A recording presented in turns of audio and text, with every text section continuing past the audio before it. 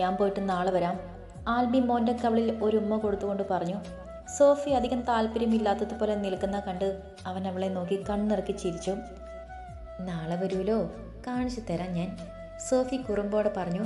Albi bullet സ്റ്റാർട്ടാക്കി ഓടിച്ചു പോയി. സോഫി മോനെ എടുത്ത് അകത്തേക്ക് കയറി. അമ്മച്ചിയുടെ അടുത്ത് മോനെ ഇരുത്തി വാഷ് ചെയ്യാൻ ഡ്രസ്സൊക്കെ എടുത്തുകൊണ്ട് പുറത്തേക്ക് പോയി. ചേട്ടത്തി വീട്ടിൽ സ്ഥിരമായി നിന്ന് തുടങ്ങിയിരുന്നു. ഞാൻ കഴുകിത്തരാം മോളെ, ചേട്ടത്തി പറഞ്ഞു. വേണ്ട ചേട്ടത്തി, അഴുക്കൊന്നുമില്ല, ഇട്ട വിയർപ്പ് മാത്രമേ ഉള്ളൂ, ഞാൻ ചെയ്തോളാം, സോഫി ചിരിയോടെ പറഞ്ഞു. മോളെ നിത, നീ എന്താ ചായ കുടിക്കാതിരിക്കുന്നത്?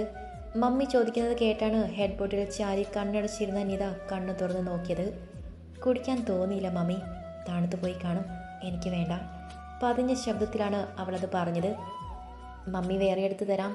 മമ്മി കപ്പ് എടുത്തുകൊണ്ട് തിരികെ നടക്കാൻ തുടങ്ങി. വേണ്ട മമ്മി, കുടിക്കാനും കഴിക്കാനും ഒന്നും തോന്നുന്നില്ല, ദേഹം അനക്കാൻ പറ്റുന്നില്ല, അത്ര വേദനയാണ്.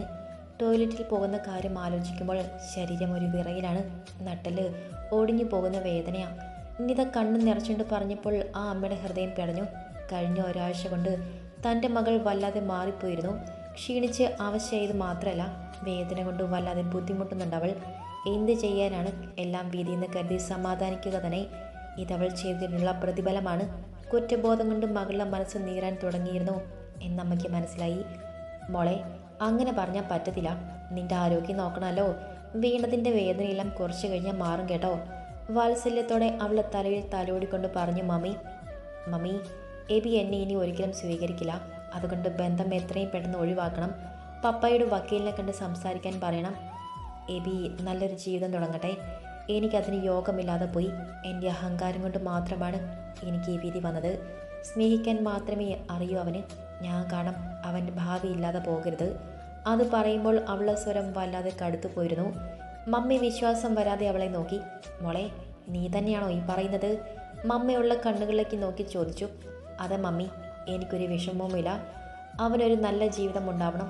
ഞാൻ എവിടെയാണെങ്കിലും ഒപ്പിട്ട് കൊടുക്കാം. നീതി അത് പറയുമ്പോൾ അവളുടെ മുഖം മുറുകിയിരുന്നു. നീത പിന്നെയൊന്നും സംസാരിച്ചില്ല.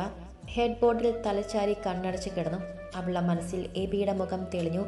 അവൻ്റെ ചിരിക്കുന്ന മുഖം, കണ്ണുകളിലെ കുസൃതിയും അവളോട് അടുത്തിടപെടുമ്പോൾ അവൻ്റെ മുഖത്തെ കള്ളനോട്ടവും പലപ്പോഴും അവനെ കുറ്റപ്പെടുത്തി സംസാരിക്കുമ്പോഴും സമാധാനത്തോടെ പുഞ്ചിരി തൂക്കി നിൽക്കുന്ന അവൻ്റെ ഭാവം അവളിൽ നോവായി തെളിഞ്ഞു നിന്നു. ഇല്ല, ഇനി അവൻ്റെ സ്വപ്നങ്ങളിൽ പോലും താൻ ഉണ്ടാക്കില്ല എന്ന് കണ്ണുകളിൽ നിന്നും മിഴുനീർ തുള്ളികൾ ഒഴുകിയിറങ്ങി. കവിളിണകളെ ചുട്ടു പൊള്ളിച്ചുകൊണ്ട്. ഇനി തൻ്റെ ജീവിതത്തിൽ എബിയില്ല, അവന് നല്ലൊരു ജീവിതമുണ്ടാവണം. ആൽബിയും സോഫിയും സ്നേഹിക്കുന്നത് പോലെ അവന് നല്ല ജീവിതം ലഭിക്കട്ടെ. ഒരു ദീർഘശ്വാസം എടുത്തുകൊണ്ട് നീത കണ്ണു തുറന്നു. ഒരു കൈ കൊണ്ട് മുഖം അമർത്തി തുടച്ചു. ഇനി തൻ്റെ കണ്ണുകൾ നിറയില്ല ഒരിക്കലും, എബിക്ക് വേണ്ടി. പപ്പ ചായ കുടിച്ചുകൊണ്ടിരിക്കുമ്പോഴാണ് മോൾ പറഞ്ഞ കാര്യം പറഞ്ഞത് മമ്മി. ഒന്നും മിണ്ടാതെയെല്ലാം കേട്ടിരുന്നു നിസ്സഹതയോടെ അയാൾ. നിങ്ങൾ എന്താ മനുഷ്യ ഒന്നും പറയാതിരിക്കുന്നത്? മനുഷ്യനിവിടെ ആദ്യം എടുത്ത് നിൽക്കുകയാണ്. അവൾക്കൊരു ജീവിതം ഇനി ഉണ്ടാകുമോ? നമ്മുടെ കാലശേഷം അവൾ എങ്ങനെ ഒറ്റയ്ക്ക് കഴിയും? ചിന്തിച്ചിട്ടുണ്ടോ മനുഷ്യ? ഉള്ളിലെ പരിഭവം മുഴുവനും നിറച്ചുകൊണ്ടിരുന്നു മമ്മിയുടെ ചോദ്യങ്ങൾ. ഞാൻ എന്തു പറയണമെന്നാണ് നീ പറയുന്നത്? ഈ അവസ്ഥയെല്ലാം ഉണ്ടാക്കി വെച്ചത് നമ്മുടെ മോൾ തന്നെയാണ്. ഡിവോഴ്സ് കിട്ടിയാൽ എബി വേറെ പെണ്ണ് കെട്ടും, അത് ഉറപ്പാണ്. പക്ഷേ ഇവളോ ഒരു കല്യാണത്തിന് സമ്മതിക്കുമെന്ന് തോന്നുന്നുണ്ടോ? ഇനി നമ്മൾ നിർബന്ധിച്ച് കെട്ടിച്ചാൽ തന്നെ ഇതുപോലെ ആകില്ലെന്ന് എന്താണ് ഉറപ്പ്? ഇനിയും ഇതുപോലെ തുടർന്നാൽ അവിടെയും പ്രശ്നങ്ങളായാൽ പിന്നെ നമ്മൾ എന്തു ചെയ്യാനാണ്? ആലോചിച്ചിട്ട് എനിക്ക് ഭ്രാന്ത് പിടിക്കുന്ന അവസ്ഥയാണ്. ഇതൊന്നും ആരോടും പറയാൻ പറ്റാത്തതുമാണ്. നമ്മുടെ സ്വത്തും പണവും കണ്ട് നിരവധി പേർ വരാം, പക്ഷെ അവർക്കൊന്നും നമ്മളെ സ്നേഹിക്കാൻ കഴിയില്ല. എബി ഒരു പാവമായിരുന്നു, സ്നേഹിക്കാൻ മാത്രം അറിയുന്ന കൊച്ചൻ. എന്നിട്ടോ അഹങ്കാരം കൊണ്ട് അവനെ ആട്ടിപ്പായിച്ചു നമ്മുടെ മോൾ. ഫാമിലിയും നല്ല ആൾക്കാരായിരുന്നു. ഇനി അതുപോലെ ഒരു ബന്ധം സ്വപ്നത്തിൽ പോലും കിട്ടില്ലെന്നാണ് എനിക്ക് തോന്നുന്നത്. ആ, വരുന്നത് പോലെ വരട്ടെ, ആലോചിച്ച് എന്താണെന്ന് വെച്ചാൽ ചെയ്യാം. എന്തായാലും ഞാൻ വക്കീലിനെ കാണാം, എല്ലാം അതിൻ്റെ മുറ പോലെ നടക്കട്ടെ. സമയമെടുത്ത് അവൾക്കൊരു നല്ല പയ്യനെ കണ്ടുപിടിക്കണം. സ്വത്ത് മുഴുവൻ കൊടുത്താലും വേണ്ടില്ല, എൻ്റെ മോൾക്ക് ഒരു ജീവിതം കിട്ടണം. നമ്മുടെ കാലം കഴിഞ്ഞാലും അവൾക്കൊരു തുണ വേണം. ഞാൻ നോക്കട്ടെ, അവളെ തനിച്ചാക്കാൻ ഞാൻ സമ്മതിക്കില്ല. കാര്യങ്ങൾ പറഞ്ഞ് മനസ്സിലാക്കണം. ഇനിയൊരു തെറ്റു പറ്റാത്ത വണ്ണം ജീവിക്കാൻ പഠിക്കണം. അതും പറഞ്ഞുകൊണ്ട് പപ്പ പുറത്തേക്ക് ഇറങ്ങിപ്പോയി. നേരെ പോയത് വക്കീലിനെ കാണാനായിരുന്നു. സുഹൃത്തിൻ്റെ മകനായിരുന്നു. കാര്യങ്ങളെല്ലാം പറഞ്ഞപ്പോൾ ജോയിൻറ്റ് പെറ്റീഷൻ മൂവ് ചെയ്യുന്നതാണ് നല്ലതെന്ന് അയാൾ അഭിപ്രായം പറഞ്ഞു. അതുകൊണ്ട് എബി അയച്ച പേപ്പർ ഒപ്പിട്ട് തൻ്റെ ഓഫീസിലെത്തിക്കാനും നിർദ്ദേശം കൊടുത്തു. പപ്പ വിവരങ്ങളെല്ലാം വീട്ടിൽ വന്ന് പറഞ്ഞു. നിധിയോട് സംസാരിച്ചപ്പോൾ അവൾ അപ്പോൾ തന്നെ പേപ്പർ എടുക്കാൻ പറഞ്ഞ് ഒപ്പിട്ട് കൊടുത്തു. ഇനി എബിയുമായി ഒരു ജീവിതം ഉണ്ടാകില്ല പപ്പ. എബിക്കെങ്കിലും നല്ലൊരു ജീവിതം ഉണ്ടാവട്ടെ. നിറഞ്ഞു വന്ന കണ്ണുകൾ പപ്പ കാണാതിരിക്കാൻ ശ്രമിച്ചു അവള്. എബിക്ക് മാത്രമല്ല നല്ല ജീവിതം ഉണ്ടാകേണ്ടത്. നിനക്കും ഒരു നല്ല ജീവിതം വേണം. ഇനിയും തെറ്റു പറ്റാത്ത വണ്ണം എൻ്റെ മോൾ ജീവിക്കാൻ പഠിക്കണം. ഒരബദ്ധം എല്ലാവർക്കും പറ്റും. നല്ലൊരു പയ്യനെ കണ്ടുപിടിച്ച് നിന്നെ ഏൽപ്പിച്ചാലേ സമാധാനത്തോടെ എനിക്ക് കണ്ണടയ്ക്കാൻ പറ്റൂ. സാവധാനം ആലോചിച്ച് പറഞ്ഞാൽ മതി. പോസിറ്റീവ് മറുപടി ആയിരിക്കണം എനിക്ക് കിട്ടേണ്ടത്. പാപ്പ പറയുന്നത് കേട്ട് തരിച്ചിരുന്ന് പോയി നിത.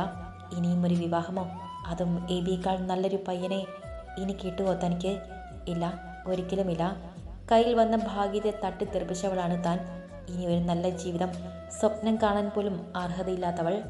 മനസ്സിൽ ചിന്തിച്ചുകൊണ്ട് പപ്പയെ നോക്കിയവള്. ഇനി ഒരു നല്ല ജീവിതമൊന്നും എൻ്റെ ലൈഫിൽ ഉണ്ടാകില്ല പപ്പ. ഞാനത് ആഗ്രഹിക്കുന്നുമില്ല. പപ്പ പൊയ്ക്കോ, ഞാനൊന്ന് കിടക്കട്ടെ. ആ സംസാരം അധികം നീട്ടിക്കൊണ്ടു പോകാൻ താല്പര്യമില്ലാത്തതുപോലെ അവൾ പറഞ്ഞു. ഞാനിപ്പോൾ പോകാം, പക്ഷേ ഡിവോഴ്സ് കിട്ടിയാൽ എൻ്റെ തീരുമാനം നടക്കും. നീ സമ്മതിച്ചാൽ മാത്രം മതി. കൂടുതൽ ഇങ്ങോട്ട് പറയണ്ട. നീ പറഞ്ഞിടത്തോളം മതി. ഇതുവരെ നിന്റെ താളത്തിനനുസരിച്ച് ഞാൻ തുള്ളുകയായിരുന്നു. ഇനി അത് നടക്കില്ല. ഞാൻ പറഞ്ഞത് എൻ്റെ കൊച്ചനുസരിച്ച് വെച്ചാൽ മതി. പപ്പയുടെ വാക്കുകളിൽ ഗൗരവം നിറഞ്ഞു നിന്നിരുന്നു. മുറി വിട്ട് പുറത്തിറങ്ങുമ്പോൾ അയാളൊന്ന് തിരിഞ്ഞു നോക്കി. എല്ലാം നഷ്ടപ്പെട്ടതുപോലെ തൻ്റെ മകൾ കിടക്കുന്നത് കണ്ട് ആ പിതാവിനെ നെഞ്ചു നീറി. അയാൾ കണ്ണുകൾ അമർത്തി തുടച്ചുകൊണ്ട് തൻ്റെ റൂമിലേക്ക് പോയി. എല്ലാം കേട്ടുകൊണ്ട് മമ്മി നിന്നിരുന്നു. അവരുടെ മിഴികളും നിറഞ്ഞു. വിവാഹം കഴിഞ്ഞ് ഏറെ നാളായിട്ടും കുട്ടികളില്ലാതെ പ്രാർത്ഥനയും നേർച്ചയും വഴിപാടും നടത്തിയുണ്ടായതാണ് നിത. ചോദിക്കുന്നത് എന്തും ആശിക്കുന്നത് എന്ത് വാങ്ങിക്കൊടുത്തിട്ടാണ് ഇത്രയും കാലം വളർത്തി വലുതാക്കിയത്. അവളുടെ ഒരു ഇഷ്ടത്തിനും എതിര് പറഞ്ഞിരുന്നില്ല താനും അദ്ദേഹവും. എന്നിട്ടും അവളിങ്ങനെ ആയിപ്പോയല്ലോ. നെടുവീർപ്പോടെ മമ്മി അടുക്കളയിലേക്ക് നടന്നു. എടാ ആൽബി, മതിയടാ. ഇപ്പം തന്നെ നീ ഒരുപാട് കുടിച്ച് കയറ്റി. നിന്റെ കരളും കുമ്പം വാടിപ്പോകുമെടാ. ജെയ്സൺ കയ്യിലിരുന്ന സ്കോച്ച് വായിൽ കമഴ്ത്തിക്കൊണ്ട് പറഞ്ഞു.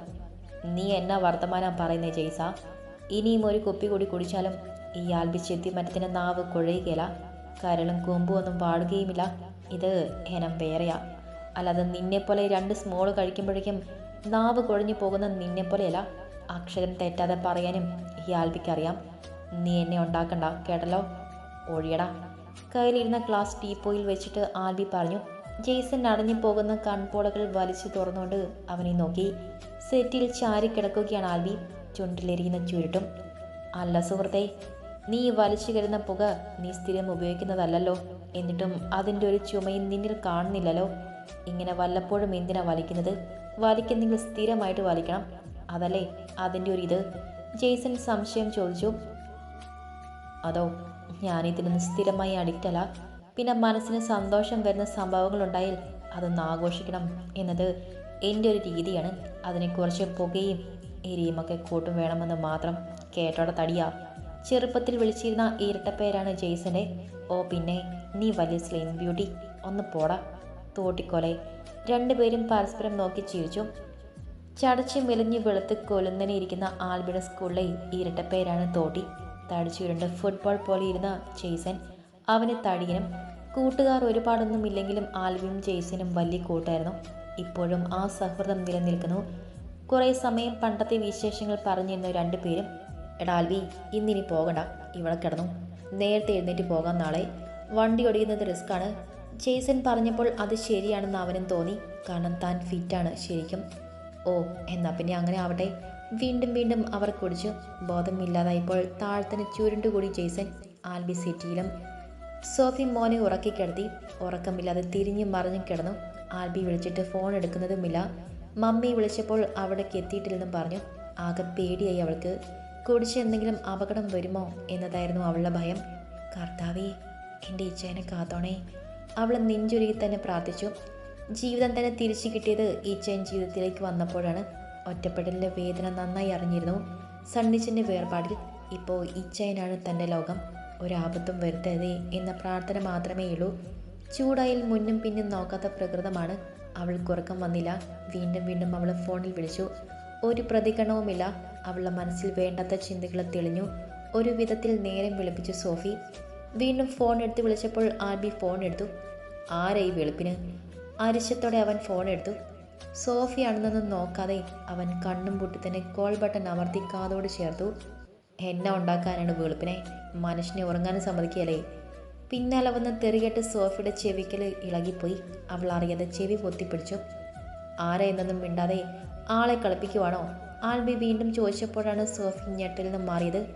ഇച്ചായ, ഞാനാ സോഫി. അവളുടെ സ്വരം ഇടറി. പെണ്ണേ, നീയോ? ആൽബി കണ്ണു തുറന്ന് പെട്ടെന്ന് ചാടി എഴുന്നേറ്റു. എന്നാത്തിൻ്റെ പെണ്ണെ നേരത്തെ തന്നെ വിളിച്ച് വാലിരിക്കുന്ന കേട്ടത്? ഇന്നലെ ഒരുപാട് വൈകി കിടക്കാൻ പുലരാൻ നേരത്താണ് ഒന്ന് മയക്കിയത്. സോറി മോളെ. ആൽബി മുണ്ട് വാരി ചുറ്റിക്കൊണ്ട് പറഞ്ഞു. ഇങ്ങോട്ട് വാ കേട്ടോ, ഞാൻ കാണിച്ചു തരാം. ദേഷ്യത്തിൽ പറഞ്ഞുകൊണ്ട് ഫോൺ വെച്ചു സോഫി. ആൽബി ഫോൺ വെച്ചു. കർത്താവേ, ഈ ചതി എന്നോട് വേണ്ടായിരുന്നു. ചുരുണ്ടുകൂടി കിടക്കുന്ന ജെയ്സിനെ പുറം കാലുകൊണ്ട് ഒന്ന് തട്ടിക്കൊണ്ട് ആൽബി സീറ്റിൽ ചാരിയിരുന്നു. അയ്യോ, ഭൂമി ഉലുങ്ങുന്നേ! ആർത്തി വിളിച്ചുകൊണ്ട് എഴുന്നേറ്റിരുന്നു ജെയ്സൺ. ഭൂമിയല്ല കുലുങ്ങുന്നത്, നിന്റെ തലയാ കുലുങ്ങുന്നത്. മനുഷ്യൻ ഇവിടെയാകെ കെട്ടുപൊട്ടി നിൽക്കുമ്പോഴാണ് അവൻ്റെ ഒരു കുലുങ്ങൽ. എഴുന്നേറ്റ് പോടപട്ടി. ആൽബി ജെയ്സന്റെ തലയ്ക്കൊരു കൊട്ടു കൊടുത്തുകൊണ്ട് പറഞ്ഞു. ഓ, അപ്പം ഭൂമി കുലുങ്ങിയില്ലായിരുന്നു അല്ലേ? അവനെ നോക്കി പല്ലിളിച്ചുകൊണ്ട് ജെയ്സൺ പറഞ്ഞു. പോയി ഒരു കട്ടൻ എടുത്തുകൊണ്ട് വാടാ, ഇരുന്ന് കിണിക്കാതെ. ആൽബി പറഞ്ഞപ്പോൾ അവൻ എഴുന്നേറ്റ് ബാത്റൂമിലേക്ക് കയറി ജെയ്സൺ. കർത്താവേ, അല്ലെങ്കിൽ തന്നെ കുടിക്കുന്നത് അവൾക്ക് കലിയാണ്. ഇതുകൂടി ആയപ്പോൾ പൂർത്തിയായി കാണും. ഇനി എന്താണാവോ ചെല്ലുമ്പോൾ ഉള്ള പ്രതികരണം? ആൽബി മനസ്സിൽ ചിന്തിച്ചുകൊണ്ട് ചുരുട്ടെടുത്ത് പുകച്ചുകൊണ്ട് വിൻഡോയുടെ അടുത്തേക്ക് നടന്നു.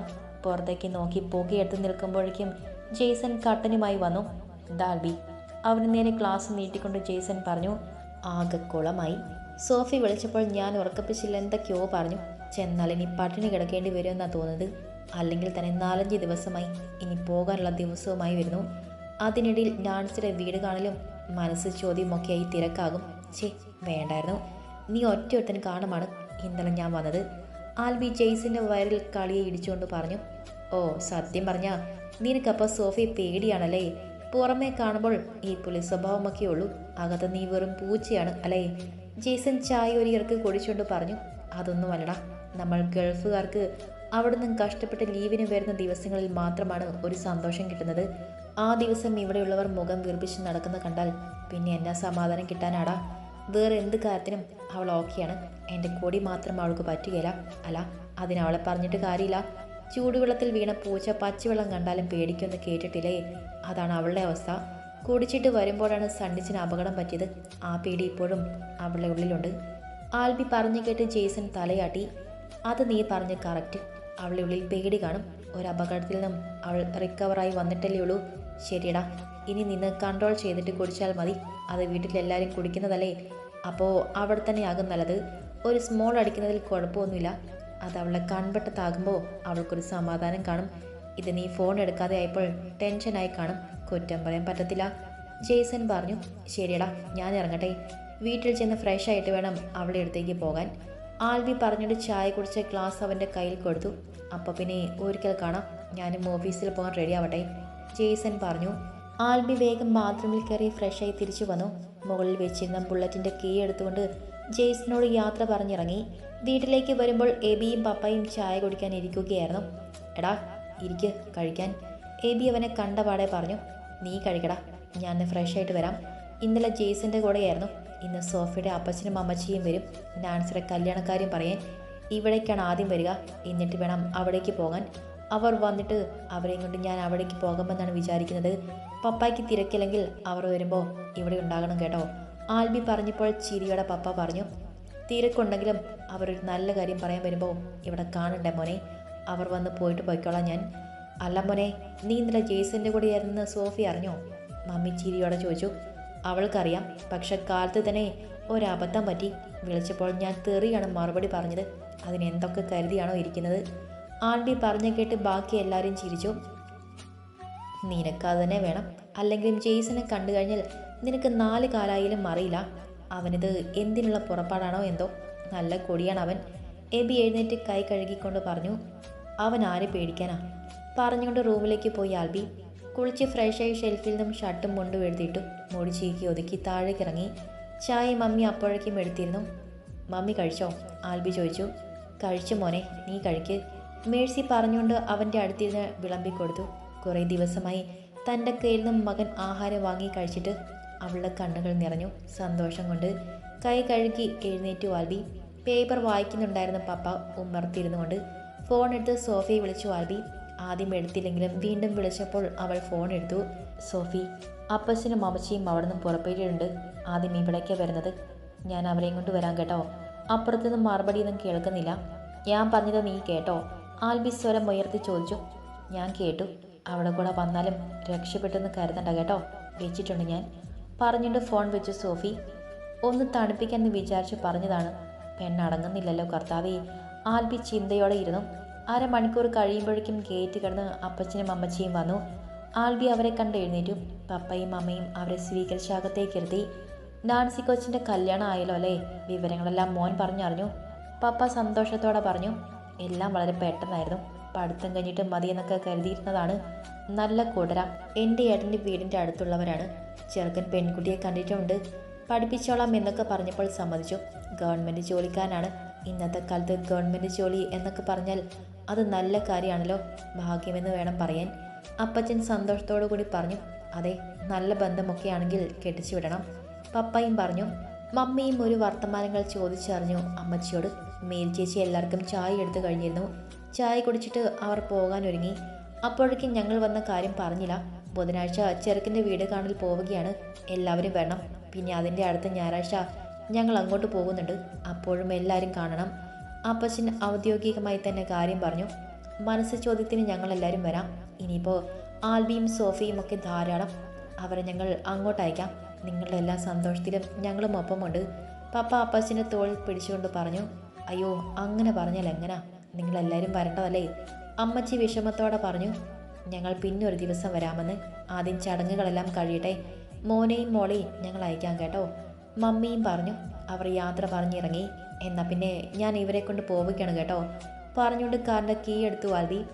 എബി വന്നാൽ ബുള്ളറ്റുമായി അവനെ അവിടേക്ക് അയച്ചാൽ മതി, ഓർമ്മിപ്പിച്ചുകൊണ്ട് ആൽബി ഇറങ്ങി. കൂടെ മറ്റുള്ളവരും.